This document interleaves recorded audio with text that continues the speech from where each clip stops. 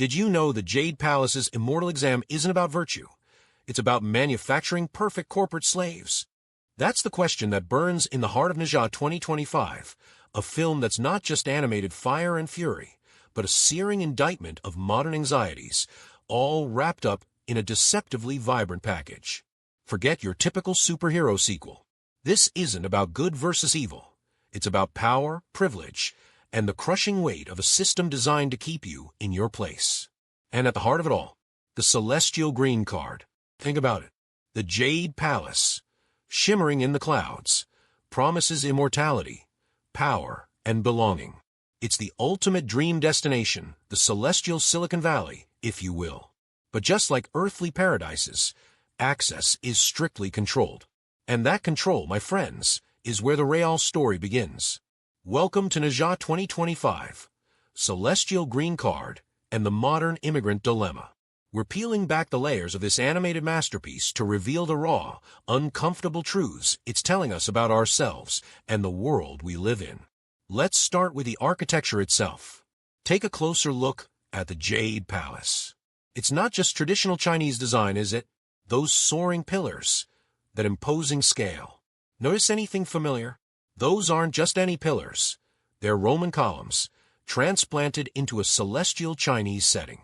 And if you squint just right at the ornamental details, you might even catch, are those dollar bill reliefs subtly etched into the jade? It's a visual cocktail of cultural appropriation and neo-imperialist aesthetics. The Jade Palace, in its very design, screams global dominance cloaked in a veneer of ancient wisdom. It's the architectural embodiment of a global power projecting its influence, subtly, yet undeniably. This isn't accidental. Ne Zha 2025 uses visual cues like this to establish the celestial realm as a metaphor for modern global power structures. The Jade Palace isn't just heaven. It's the headquarters of a cosmic corporation and immortality. That's just the ultimate employee perk, the golden handcuffs of the divine elite. And just like any corporation, they need workers. They need talent. And that's where the celestial green card comes in. Imagine the immortal exam as the ultimate immigration hurdle. It's not about proving your virtue, your enlightenment, or your spiritual purity, is it? Look closer at the documents Ne Zha rips through in that opening scene. The forms, the stamps, the bureaucratic jargon. It's all chillingly familiar. It's the celestial equivalent of visa applications, employment contracts, and non-disclosure agreements, all designed to filter, control, and ultimately exploit. The celestial realm needs fresh souls, eager to prove themselves, willing to endure grueling trials for a chance at immortality. It's a system designed to cherry-pick the best, brightest, and most compliant, promising them the stars, but often delivering something far less celestial. And who are the ones clamoring for these celestial green cards? The demons, the demon tribe, the marginalized beings yearning for a piece of immortal pie. They are the cosmic underdogs, the spiritual strivers, dreaming of escaping their earthly shackles and ascending to the Jade Palace's promised land.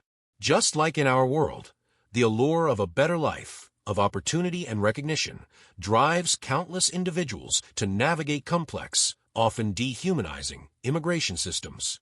The celestial realm, with its shimmering allure and veiled exploitation, becomes a potent allegory for the push and pull of global migration, the seductive promise and harsh realities of seeking a new life in a land of perceived opportunity.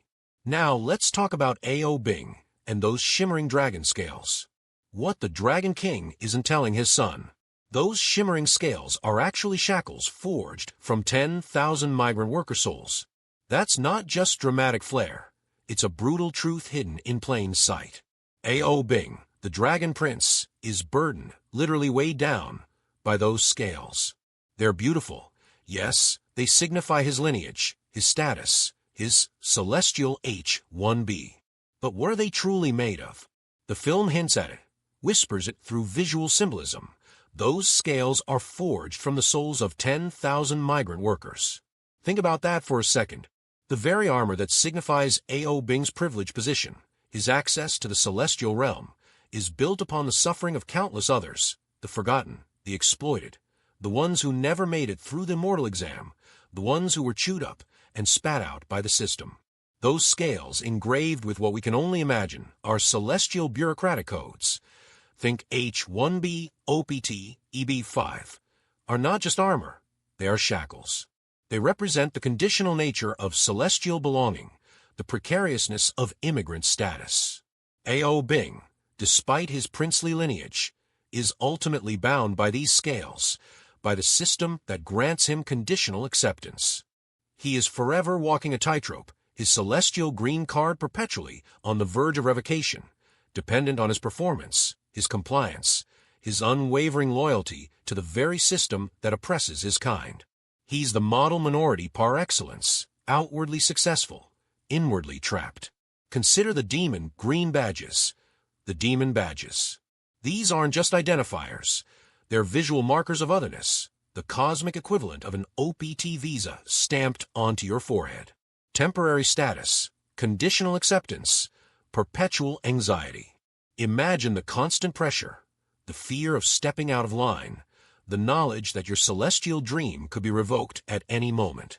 Just like in our world, temporary visas like OPT, often used by international students in STEM fields in the U.S., create a climate of precarity. You're in, but you're not really in. You're valuable, but only conditionally so. You're constantly proving your worth, jumping through hoops, navigating a labyrinthine system, all while living under the shadow of potential deportation, or in this case, celestial banishment. The demon green badges, the dragon scales engraved with bureaucratic codes, they all point to a central theme.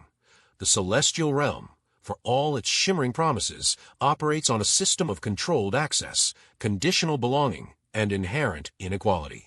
It's a system that benefits from the labor and aspirations of the marginalized, while simultaneously keeping them in a precarious, subservient position. And this, my friends, is the heart of the modern immigrant dilemma, mirrored in the fantastical world of Ne Zha 2025. Montage of tech workers versus alchemy furnace. Now, let's descend from the celestial heights to the earthly grind. Silicon Valley's dirty secret mirrors Yuan Shitianzuan's soul refinery. When they say think different, they mean become battery cells for the AI alchemy furnace. Your GitHub commits. Modern-day spiritual energy extraction. That alchemy furnace, Yuan Shitianzuan's soul refinery, isn't just a magical MacGuffin. It's a chillingly accurate metaphor for the modern tech industry, for Silicon Valley's soul-crushing engine of innovation. Remember that montage of tech workers hunched over their keyboards, bathed in the cold glow of screens, their faces gaunt, their eyes hollow? That's not just artistic license. It's a visual representation of spiritual energy extraction, modern-day alchemy furnace, the AI-powered alchemy furnace of the 21st century. When tech companies preach think different, what they really mean is become battery cells for the AI alchemy furnace. Your creativity, your passion, your very soul. It's all fuel for the machine, modern-day spiritual energy extraction masked as innovation and progress. Your GitHub commits, your lines of code, your late-night debugging sessions. They are the modern-day equivalent of spiritual energy offerings, fed into the insatiable maw of the technological beast. And just like the alchemy furnace refines souls for celestial power, Silicon Valley refines human potential into profit, often leaving burnout, disillusionment, and existential emptiness in its wake. The promise of Silicon Valley, like the promise of the Jade Palace, is intoxicating: innovation, disruption, changing the world, and of course, untold riches. But beneath the surface of ping-pong tables and free kombucha lies a relentless, soul-draining machine. Long hours, intense pressure, constant competition, and the ever-present threat of being replaced by the next generation of bright-eyed, bushy-tailed recruits. It's a system designed to maximize output, often at the expense of human well-being. And who fuels this machine?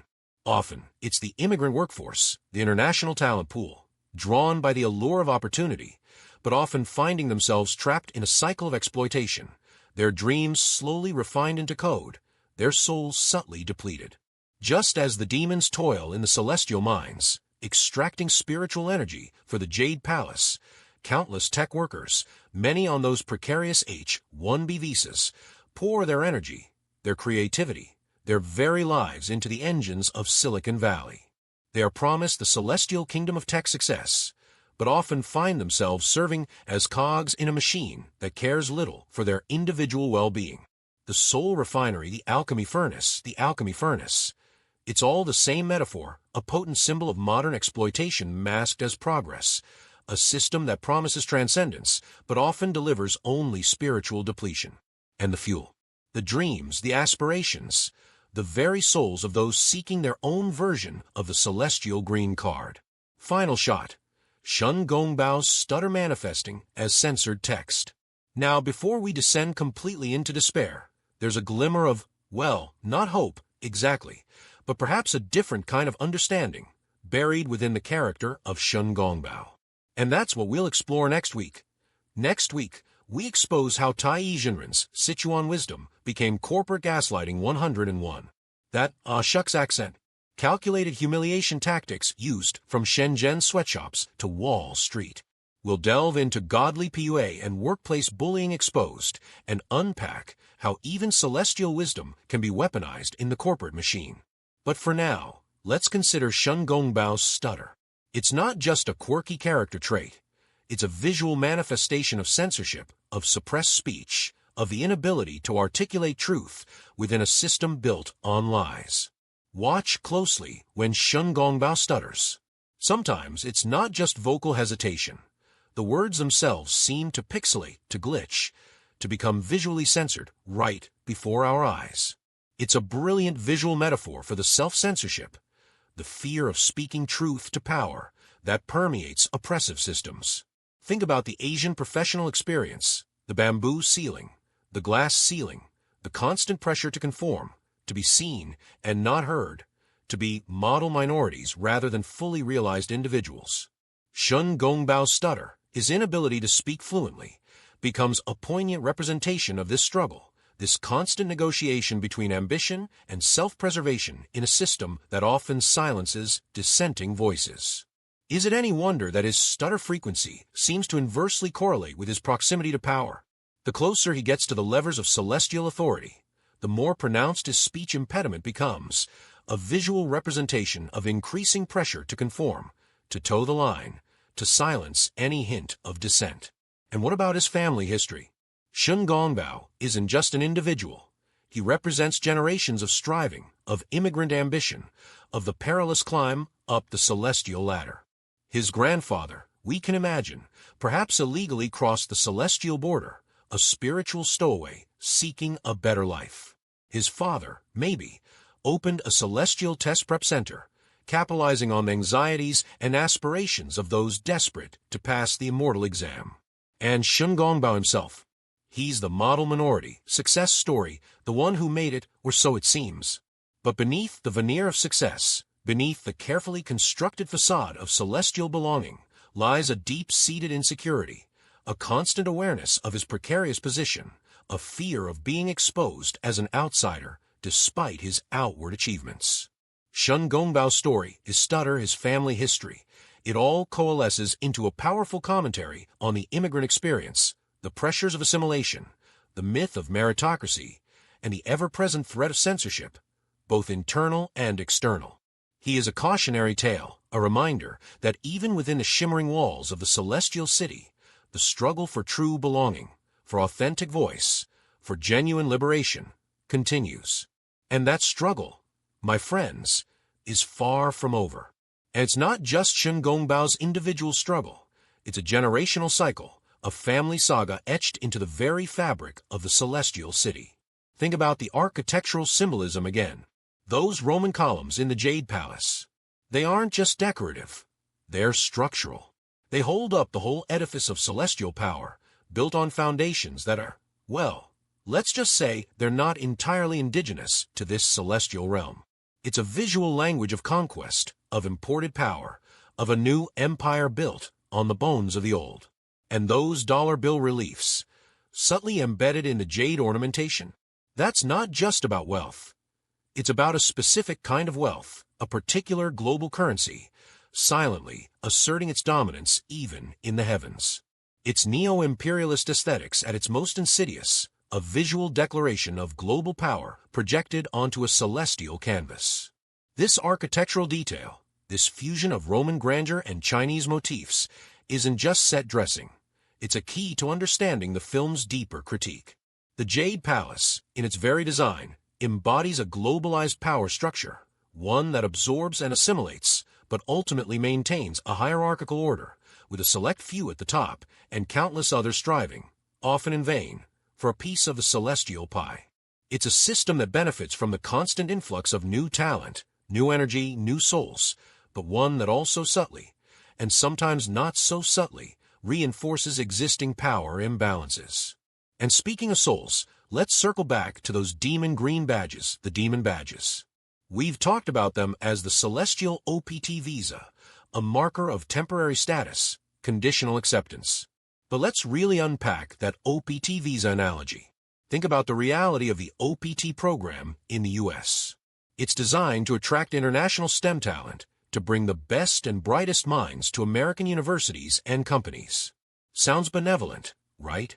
Opportunity, global exchange, the free flow of talent. But scratch beneath the surface, and you'll find a system riddled with precarity. OPT visas are temporary, tied to employment, and subject to the whims of immigration policy. They create a workforce that is inherently vulnerable, less likely to speak out, less likely to demand better treatment, for fear of jeopardizing their status, their dream of staying in the promised land. The demon green badges, the demon badges, function in much the same way in Ne Zha 2025. They grant access, yes, but access on a leash, a conditional belonging that keeps the demon tribe perpetually striving, perpetually anxious, perpetually grateful for the crumbs of celestial acceptance. And here's something that might make your blood run cold. What happens when your OPT expires? In the celestial realm, the consequences are even more permanent. Think about A.O. Bing on his OPT expiration night. We didn't see this in the officially released version, but leaked storyboards, whispers from animators, hint at a deleted scene, a moment of raw, heartbreaking defiance. Leaked storyboards reveal a deleted scene. A.O. Bing, OPT visa expired, burning his dragon armor in protest. Imagine A.O. Bing, stripped of his conditional status, his celestial H-1B revoked, standing alone beneath a cold, uncaring moon. His dragon armor, those shimmering scales forged from migrant souls, now feel like leaden weights, symbols of a system that used him, valued him only for his utility, and then discarded him when his time was up. In this deleted scene, he doesn't rage, he doesn't plead. He simply burns it. He sets fire to the dragon armor, to the symbol of his conditional belonging, in a silent, devastating act of protest. It's the celestial equivalent of a Chinese international student, a valedictorian, a tech whiz, tearing up their Ivy League acceptance letter on visa expiration night, a visceral rejection of a system that promised opportunity but delivered only disillusionment. This deleted scene, though absent from a final cut, speaks volumes about the film's intended message, its willingness to confront the darker aspects of the immigrant experience, the profound psychological toll of precarity and conditional acceptance.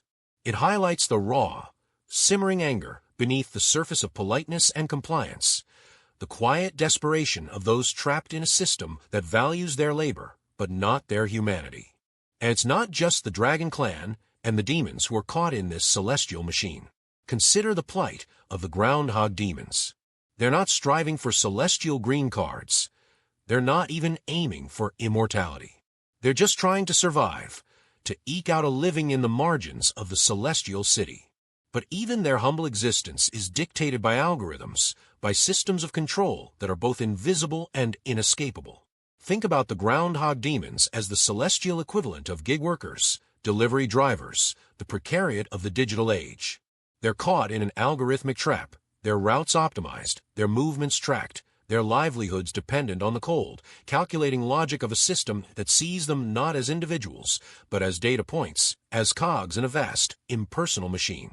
Imagine a groundhog demon takeout rider navigating the labyrinthine streets of the celestial city, desperately trying to meet delivery quotas, his every move monitored by a celestial algorithm, constantly facing the threat of deactivation, of being banished from the system altogether. And who are the demon hunting squads? They're the enforcers of this algorithmic order, the celestial police, ensuring compliance, quelling dissent, maintaining the smooth, efficient functioning of the machine. They see the groundhog demons not as fellow beings, but as potential glitches in the system, as threats to the celestial order, to be rounded up, controlled, and if necessary, eliminated. It's a chillingly accurate reflection of the algorithmic control and surveillance that increasingly permeates our own world, the way technology can be used to optimize efficiency, but also to dehumanize and control, particularly those already living on the margins. The groundhog demon algorithmic dilemma, the deleted scene of A.O. Bing burning his armor, Shun Gongbao stutter, the neo-imperialist architecture of the Jade Palace, and the demon green badges. These are not just random details. They are carefully constructed pieces of a larger puzzle, a puzzle that reveals Ne Zha 2025 to be far more than just a visually stunning action film. It is a profound and unsettling social commentary, a mirror reflecting back at us the anxieties, inequalities, and ethical dilemmas of our own increasingly complex and interconnected world. And the rabbit hole goes even deeper. Next week, we'll pull back the curtain on godly PUA and workplace bullying exposed, and explore how Tai Jinren's folksy Sichuan wisdom becomes weaponized corporate gaslighting, how even celestial mentors can become instruments of systemic oppression. We'll dissect the calculated humiliation tactics, the subtle psychological manipulations, the way power dynamics play out even in the most seemingly benevolent of mentor-mentee relationships. That shucks accent. Turns out it's not so innocent after all. Join us next time, if you dare, to uncover the dark secrets hidden behind the smiling facade of celestial mentorship. That's shucks accent, that disarming Sichuan twang. It's not just regional color. It's a calculated tactic, a linguistic smokescreen designed to lower your defenses, to make you feel like you're dealing with a harmless, well-meaning uncle, rather than a powerful celestial being deeply embedded in a hierarchical and often oppressive system. Think about it. How many times have you encountered that folksy charm in positions of power? The CEO with the down-to-earth demeanor, the manager who just wants to be one of the guys, the professor who plays the role of the approachable mentor. It's corporate gaslighting 101. And Tai Jinren is a master practitioner, a celestial guru of manipulation. His Sichuan wisdom, those folksy proverbs and seemingly homespun advice, often sound benign, even helpful on the surface. My fate is in my hands, not heaven's. Inspiring, right? Rebellious, empowering even. But consider the context. Tai Jinren is the representative of the very celestial bureaucracy that Ne Zha is rebelling against. He's training Ne Zha to be a weapon for the system, not against it. That seemingly empowering phrase becomes twisted, repurposed. It's no longer a call for genuine liberation, but a subtle form of control, a way to channel Ne Zha's rebellious energy, to harness his power for the benefit of the celestial order. It's not about Ne Zha truly controlling his own fate. It's about Tai Jinren, and by extension the Jade Palace, controlling Ne Zha's perception of his fate. And let's not forget the constant, subtle, and not-so-subtle humiliation tactics. That ugly cute Ne Zha design, that unconventional appearance, that perpetual state of being, well, a demon child. It's not just an aesthetic choice. It's a form of systematic othering, a way to keep Ne Zha perpetually off balance, perpetually seeking validation, perpetually proving himself worthy, despite the inherent prejudice he faces. Tai Jinren, consciously or unconsciously, plays into this system. His folksy teasing, his backhanded compliments, his constant reminders of Ne Zha's demonic nature. It's all part of a pattern of subtle workplace bullying, a way to maintain control through psychological manipulation. Think about the power dynamics at play. Tai Jinren is the celestial mentor, the established authority figure, the gatekeeper to immortal knowledge and power. Ne Zha is the student, the apprentice, the outsider seeking acceptance, desperate for guidance, vulnerable to manipulation. This power imbalance is ripe for abuse, and Ne Zha 2025 subtly, yet powerfully, exposes the darker side of mentorship, the way seemingly benevolent guidance can morph into insidious control. And it's not just Tai Jinren's individual actions. It's the system itself that enables and perpetuates this kind of godly PUA. The celestial bureaucracy thrives on hierarchy, on obedience, on the subtle and not-so-subtle enforcement of conformity. Mentorship, in this context, becomes less about genuine guidance and more about indoctrination, about shaping individuals to fit neatly into the preordained slots within the celestial machine. Tai Jinren, perhaps even unwittingly, becomes an instrument of this system, perpetuating cycles of control and manipulation, even while believing himself to be acting in Ne Zha's best interest, or perhaps in the best interest of the celestial order. Consider the training sequences. They're not just about honing Ne Zha's physical abilities. They're about breaking his spirit, about molding him into a weapon, about suppressing his rebellious nature, about channeling his raw power into something manageable, controllable, predictable. The constant drills, the relentless pressure, the subtle psychological games. It's a celestial boot camp designed to churn out compliant soldiers for the Jade Palace, not independent thinkers or free spirits. And Tai Jinren, with his folksy charm and Sichuan wisdom, is the drill sergeant in celestial disguise, the seemingly benevolent enforcer of a system built on control and conformity.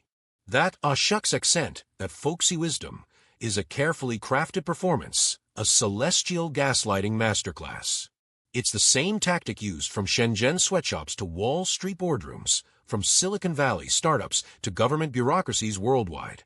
Downplay the power imbalances, mask the manipulation with folksy charm, and keep the underdog striving, perpetually grateful, perpetually under control. And Ne Zha 2025, with its deceptively vibrant animation and action-packed sequences, dares to expose this uncomfortable truth, to shine a light on the darker side of power, mentorship, and the insidious ways in which systems of control perpetuate themselves, even in the heavens. And the implications extend far beyond the celestial realm, don't they? Think about your own workplace, your own mentors, your own experiences navigating systems of power. Have you ever encountered that folksy charm masking subtle manipulation? Have you ever felt the pressure to conform, to suppress your own voice, to play a role that doesn't quite fit? Have you ever questioned the seemingly benevolent guidance you've received, wondering if there might be a darker agenda beneath the surface? Ne Zha 2025 forces us to confront these uncomfortable questions, to examine the power dynamics in our own lives, and to recognize the subtle, insidious ways in which systems of control operate, even in the guise of mentorship and guidance. This is the true genius of Ne Zha 2025. It's not just a visually stunning action film. It's a potent social allegory, a mirror reflecting back at us the anxieties, inequalities, and ethical dilemmas of our own world, disguised as a fantastical tale of gods and demons. And as we peel back each layer, as we dissect each symbol, each character, each seemingly innocuous detail, we uncover a film that is far more complex, far more challenging, and far more relevant than we might have initially imagined. And we're not done yet, because beyond the celestial green cards, beyond the corporate gaslighting, beyond the algorithmic control, lies an even deeper, more unsettling question. What is the price of rebellion? What happens when the underdogs finally decide to fight back? And that, my friends, is the topic we'll explore in our next episode, The Underdog Uprising, when demons unionize. We'll delve into the Dragon King's radicalization, the demon workers' revolt, and the explosive consequences of challenging a system built on inequality and oppression. So stay tuned, subscribe, and don't go anywhere, because the revolution in Ne Zha 2025 is just getting started.